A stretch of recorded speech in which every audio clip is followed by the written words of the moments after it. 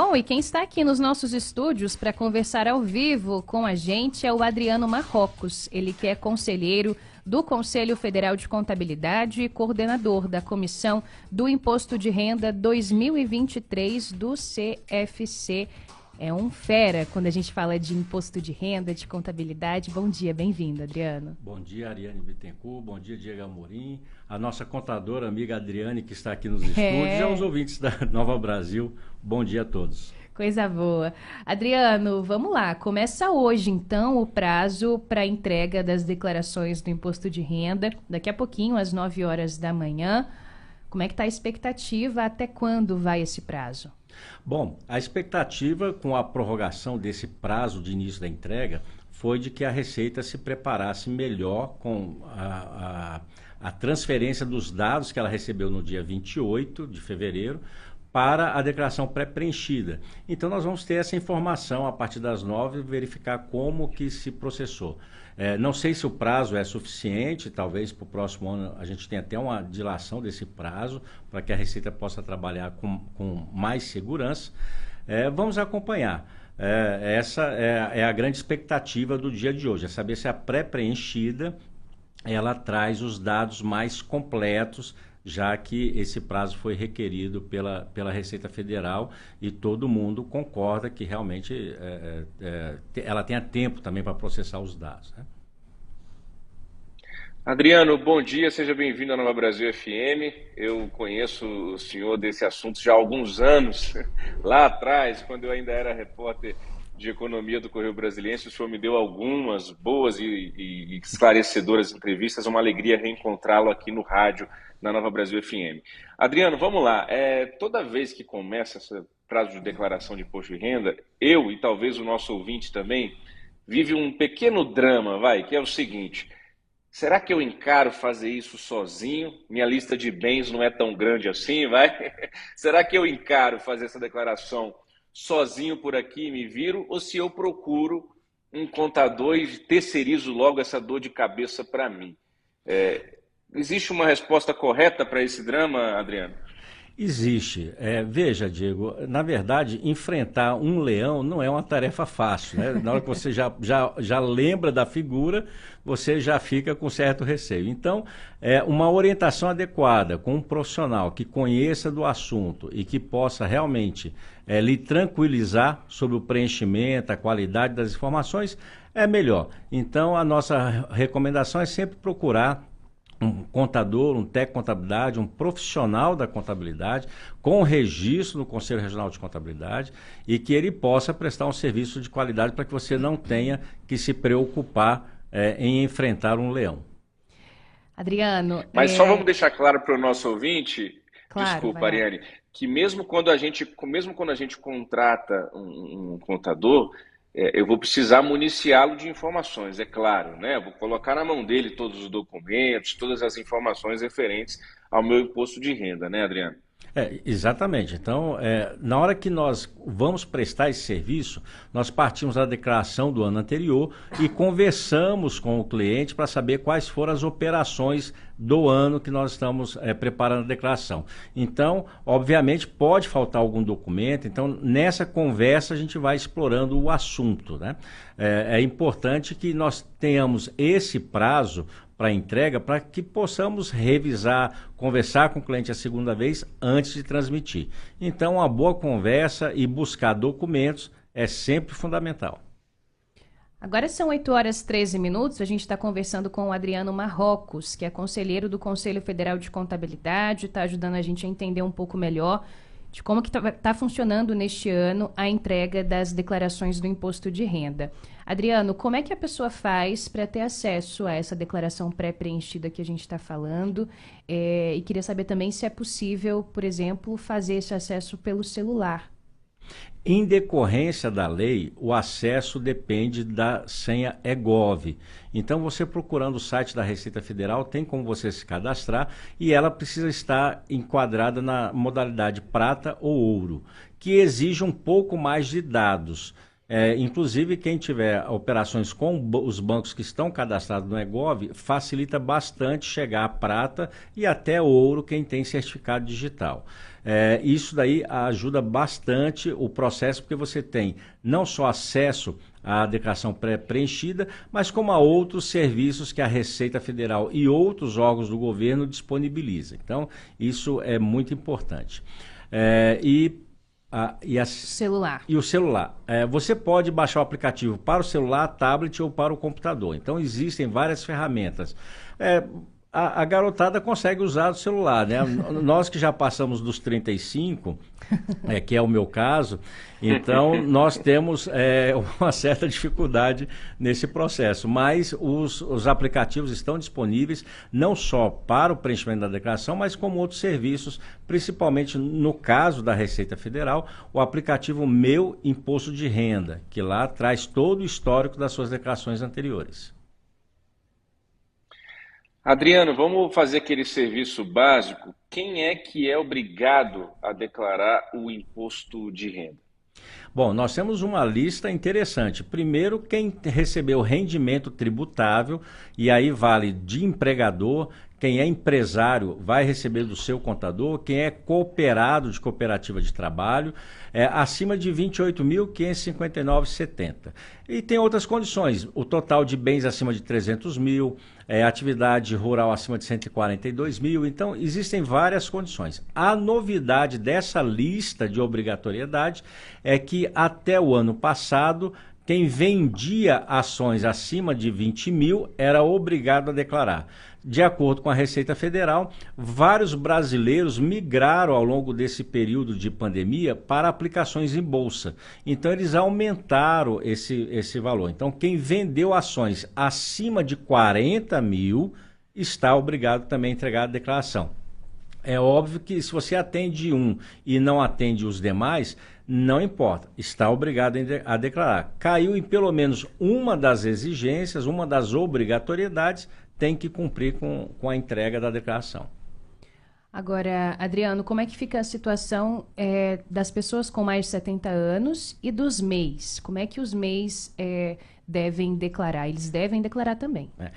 A questão da idade, ela não é relevante no aspecto de obrigatoriedade, porque ela não está na relação. O que tem de vantagem são isenções que são concedidas, não desobriga a entregar a declaração, mas existem isenções que não obrigam a pagar imposto. Então você é obrigado a declarar para informar a origem dos seus recursos e aonde você está aplicando, mas não paga. E a questão do MEI, ela também não está na lista da obrigatoriedade. Não é porque tem MEI que está obrigado a declarar. Então precisa verificar se cai na de rendimentos tributáveis, lá dos R$ 28 mil. Então, nós vamos fazer uma pergunta para o empresário que tem um MEI. Ele tem contador ou não tem contador? Se ele não tem contador, ele vai ser tributado pelo valor total do seu faturamento ao longo do ano. Então, o que ele faturou lá, ele vai ter que informar como rendimento tributável. E aí pode ser que ele caia nos 28 mil. Agora, se ele tem contabilidade, nós vamos fazer o cálculo, que é basicamente, para quem está nos ouvindo, é uma presunção de lucro, e aí parte é isento e parte é tributável.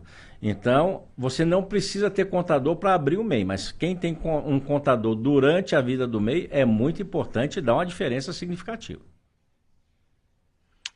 8h18, você está sintonizado na 97,5 FM, Rádio Nova Brasil. Nós estamos conversando ao vivo com o Adriano Marrocos, que é conselheiro do Conselho Federal de Contabilidade, sobre esse momento do ano em que você, ouvinte, assim como eu, tem que ralar um pouquinho para ajeitar tudo, colocar tudo em ordem para declarar o imposto de renda.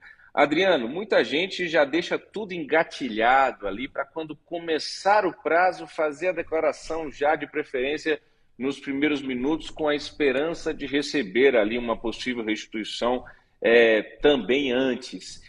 Isso é verdade? Isso faz sentido ou é um mito aí das declarações? Na verdade, a grande vantagem de entregar rápido é que você tem a sua declaração processada primeiro. Não necessariamente você vai estar no primeiro lote. O primeiro lote é para as pessoas que estão acima de 80 anos e neste ano, como novidade, e eu conversava aqui antes com a Ariane, novidade tem que ser coisa boa, né, Diego? Então, assim, de novidade esse ano é que quem informar o PIX na sua declaração vai para o primeiro lote. Então, entregar rápido é importante, mas principalmente entregar certo e não esquecer, é o PIX CPF.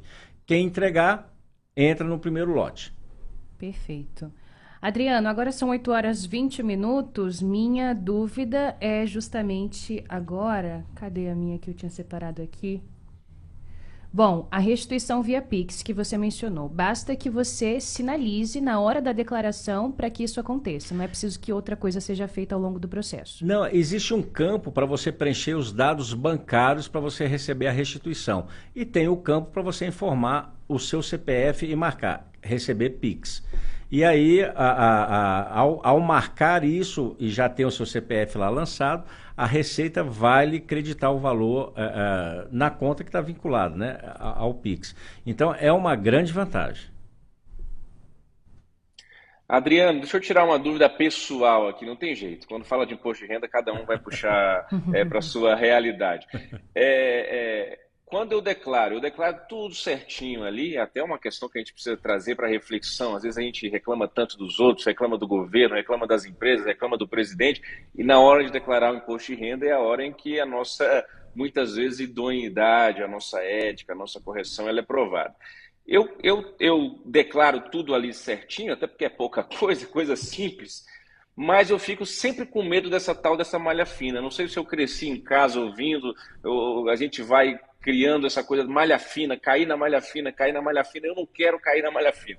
Se processa é porque está tudo bem, né? Às vezes eu fico com medo de errar um número, eu fico ali quase numa neurose, viu, Adriano? Checando ali o que chegou com o que está no sistema. A minha dúvida é, se processou, tá tudo certo, passei, não tem chance de eu cair na malha fina, digamos assim, numa segunda avaliação. Em tese é verdade, porque veja, se você declara uma despesa com um dentista, com um médico,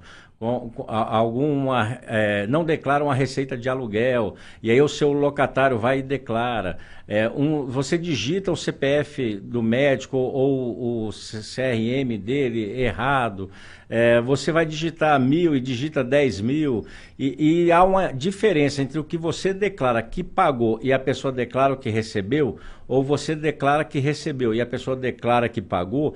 Quando não bate é que vai a malha fina. E essa expressão, Diego, ela é muito complicada mesmo, porque primeiro é o símbolo da Receita, que é um leão, então já assusta. Aí depois vem uma expressão de uma malha que ela é fina, então estão atrás de erros. Eventualmente se identificam fraudes, mas eles estão atrás dos erros. E esses erros que impedem que a Receita confronte quem pagou com quem recebeu, é que gera essa expectativa ruim. Mas isso pode ocorrer num primeiro momento, como pode ocorrer no segundo momento. Às vezes a sua declaração é processada, é liberada, e mais na frente, aquela pessoa que lhe pagou ou que recebeu, tenha a declaração dele fiscalizada por algum motivo, e aí podem lhe chamar para apresentar o comprovante. É por isso que as pessoas precisam guardar os comprovantes por 5 anos, que é o prazo que a Receita tem para fiscalizar. Não necessariamente será a sua, mas pode ser de alguém que pagou algum valor para você ou que recebeu algum valor seu. Adriano, o que a gente pode dar de dica para quem está nos ouvindo, para que a pessoa não caia, para que nós não caiamos na malha fina? Às vezes eu acredito que muita gente acaba se deparando, especialmente aquelas pessoas que optam por fazer a declaração sem um contador, com situações em que você não sabe se tem que declarar ou não, enfim, acaba não sendo de má fé por desconhecimento. O que a gente pode dar de dica, então, para esse ouvinte? Primeiro, vamos afastar essa preocupação, Ariane. Não se trata de fraude para todo mundo. É erro de preenchimento. A grande maioria é erro de preenchimento. Tá. Então, para evitar o erro, com cautela, conferir antes de transmitir, revisar os valores, porque a Receita reclama muito que ela abre processos de fiscalização e quando se depara é erro de digitação. Era 1.000, saiu 10.000, era 500, saiu 5.000, então digitar com calma.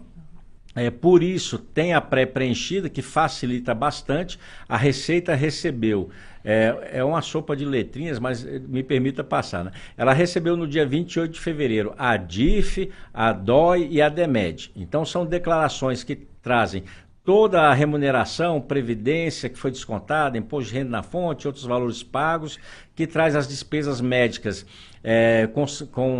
na verdade não é despesa com saúde, é despesa com doença, junto às pessoas jurídicas, hospitais, clínicas e consultórios, as operações imobiliárias, então ela recebe essas informações. Então isso já está processado na pré-preenchida. Então confira a pré-preenchida, vá ticando item por item, e com tranquilidade confirme. Se você discordar, corrija a declaração pré-preenchida e transmita. Então, aguarde o processamento, porque se a Receita te mandou com um valor que você sabe que está errado, o outro lado vai cair na malha fina. Então, mas você não tem que concordar com o que está lá. Então, são informações que precisam ser confirmadas. E quem tem despesas com pessoas físicas não está lá lançado, assim como escola não está lançado. Escola, eu me refiro da creche até doutorado. Isso não está lançado na declaração. Então, você precisa ter seus comprovantes, ou os comprovantes de pagamento, ou uma declaração da escola do valor que você pagou no ano. Então, aproveite para conferir, completar e cautela na hora de digitar. Muito bem, seja muito bem-vindo você que chega agora à programação da 97,5 FM, Rádio Nova Brasil. Nós estamos ao vivo com Adriano Marrocos, falando um pouquinho da declaração do Imposto de Renda de 2023. Adriano, deixa eu lhe fazer duas perguntas em uma. Quando é que o jovem que está lá ainda sob a aba do pai nunca declarou o imposto de renda, é sempre um dependente do pai ou da mãe ou do responsável, ele vai passar a declarar, ele vai sair dessa condição de dependente? Essa é a primeira. A segunda é para o caso dos casados. Quando vale a pena fazer uma declaração conjunta? Cada um toca a sua vida, cada um faz a sua declaração individual. Qual é a orientação que o senhor dá também em relação a esse assunto? Em relação aos jovens, ele vai sair da declaração do pai ou da mãe, vai sair dessa declaração quando ele tiver um rendimento superior a 28 mil. Enquanto ele tiver menos, e mesmo que ele tenha superior a 28 mil, ele pode continuar sendo dependente ou fazer em separado. O que ocorre é que quando ele é dependente, vamos supor que ele esteja fazendo um estágio aí de R$1.000 por mês. Esses R$12.000 que ele recebeu ao longo do ano serão somados aos rendimentos dos pais para calcular o imposto. Então, muitas vezes, a gente separa famílias. Então, mesmo que ele não esteja obrigado a declarar, a gente retira, porque na hora que soma esses 12 mil, o pai muda de faixa e acaba tendo que pagar um valor maior do que se tirar o filho. E é interessante essa simulação. A gente preenche a declaração com o filho, informa o rendimento dele, anota o valor a pagar ou o valor a restituir, depois retira esse CPF do dependente, que apaga todas as informações dele, e compara o valor a pagar ou a restituir. E, obviamente, a gente escolhe a maior restituição ou o menor valor a pagar. A mesma coisa ocorre com casais. Eu até brinco com o pessoal, os profissionais da contabilidade são muito chegados a separar os casais, né? Porque geralmente separado paga menos imposto ou aumenta a restituição. A gente dá essa orientação, depende obviamente da decisão do cliente, mas nós comparamos manter o CPF ou separar a declaração. E lembrar que ainda que o pai pague, por exemplo, um plano de saúde, tem o casal e o filho. Se separar as 3 declarações, cada um leva o correspondente à sua despesa. Então, ele não pode manter a despesa do plano de saúde integral. Se a esposa for entregar separado do marido, cada um leva a sua despesa do plano de saúde, ainda que a esposa tenha pago o plano, que é da sua empresa, tá, etc. Ela paga uma parte descontada do salário. Isso daí tudo vai ser dividido por 3 ou por 2, enfim. Para onde for o CPF, leva a despesa. Agora são 8 horas e 29 minutos. Estamos quase chegando aqui na hora do nosso intervalo, mas eu quero fazer 2 perguntas aqui para encerrar da minha parte. Adriano, primeiro uma minha. O que acontece com quem perder esse prazo? Vai pagar multa? Multa de quanto? Como é que está decidido para este ano? E a segunda pergunta é a do Elton, nosso ouvinte, que fala o seguinte: bom dia, Adriano. Pode responder a dele primeiro. Durante o ano de 2022, se tivermos alguns meses onde houve descontos de imposto de renda, porém no montante anual, isso não atinge os 28 mil, devo ou não declarar? Elton, deve declarar para buscar a restituição.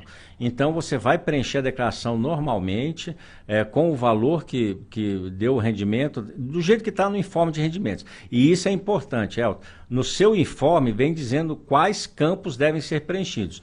Preencha todos os campos que estão no informe de rendimentos, no mesmo local lá no programa do imposto de renda. E tente recuperar esse imposto retido, que deve ter sido decorrência de alguma bonificação, algum prêmio que ele possa ter recebido, às vezes hora extra, ou às vezes as férias, enfim, teve alguma oscilação que ele recebeu um valor maior que caiu na tabela mensal, mas que no imposto de renda, e é por isso que chama a declaração de ajuste anual do imposto de renda, pode-se chegar à conclusão que ele tem o direito à restituição do valor que foi descontado. E, Ariane, é o seguinte, sobre...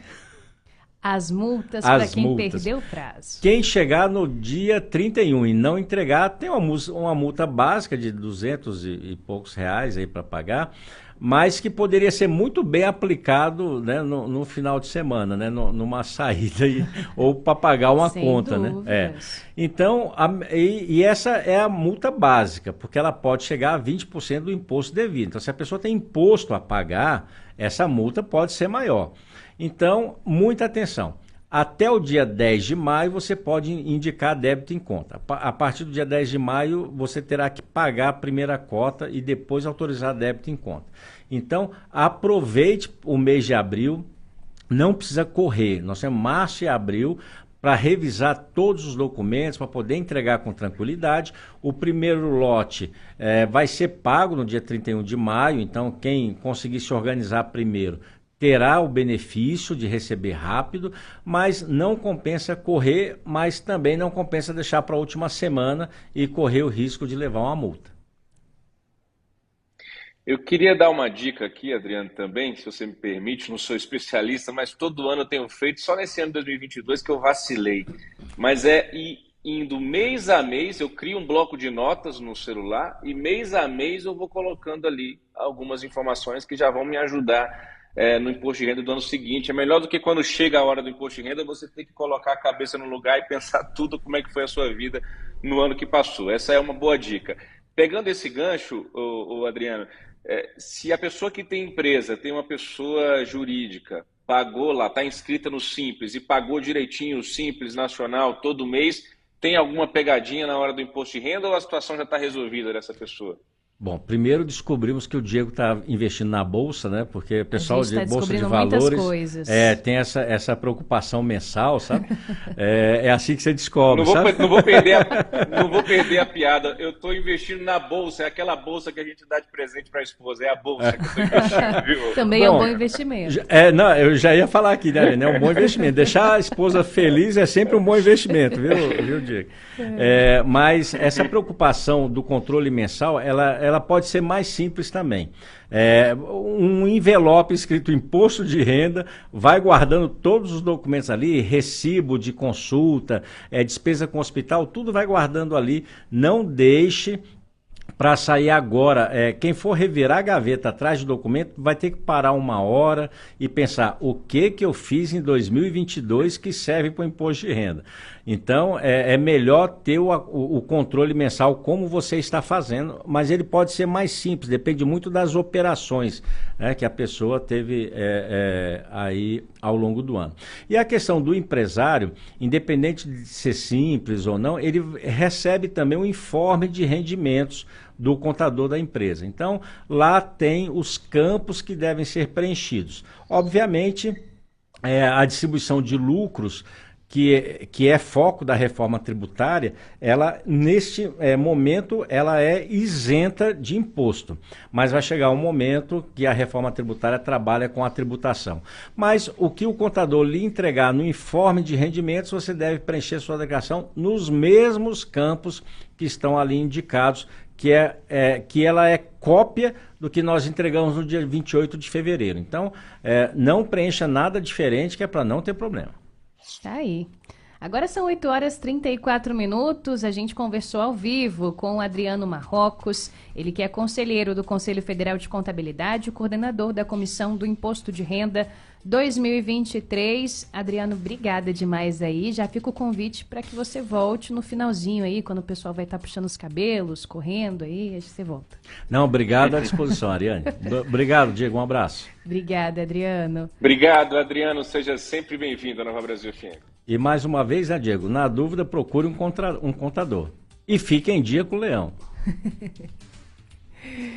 Tá dado o recado. É isso aí, 8h35, hora de um rapidíssimo intervalo, mas não sai daí não, na volta tem muito mais.